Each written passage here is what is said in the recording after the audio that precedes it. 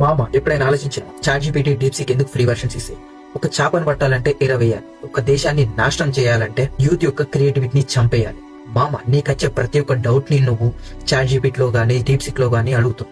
అంటే నువ్వు అక్కడ ఏమైతుంది, నీ ఓన్ గా థింక్ చేసే ఎబిలిటీ నువ్వు కోల్పోతావు, నీ క్రియేటివిటీ కోల్పోతున్నావు. ఎప్పుడైతే నీ క్రియేటివిటీ జీరో అయిపోతుందో జీరో ఇన్వెషన్స్ వస్తాయి. మామ వాళ్ళు క్రియేట్ చేసిన ఏఐ సాఫ్ట్వేర్స్ ని మన మీదకి వదిలిపెట్టేసి వాళ్ళు సైకలాజికల్ గా మన థింకింగ్ పవర్ ని కంట్రోల్ చేస్తారు. మామ ఎప్పుడైతే ఇది కంటిన్యూస్ గా జరుగుతూ పోతుందో ఒక రోజు ఇండియాకి చెక్ మేట్ పడుతుంది. సేమ్ థింగ్ స్కూల్ సిస్టమ్ లో కూడా అయిపోతుంది. మామ నీ క్రియేటివిటీని చంపేస్తే నువ్వు ఏం చేయలేవు. అందుకే మెనీ ఆఫ్ యూత్ లైక్ మీ 90% మంది జాబ్ ని ఎందుకు చూస్ చేసుకుంటున్నారంటే వాళ్ళ క్రియేటివిటీని ఆల్రెడీ జీరో చేసేసారు. ఇలానే జరుగుతూ పోతే కొన్ని రోజులకి క్రియేటివిటీ అనే వర్డ్ పుస్తకాలలో చదువుకోవాల్సి వస్తుంది. మామ ఒకసారి ఆలోచించు, నీ దగ్గరికి ఏదైనా విషయం వచ్చింది, ఏదైనా ప్రోడక్ట్ వచ్చినా, నీ దగ్గరికి ఏదైనా నేర్చుకోవాలని వస్తే, ఏదైనా ఏ లాంటి ఏమైనా వస్తే ఒకసారి ఆలోచించు ఏం జరుగుతుంది.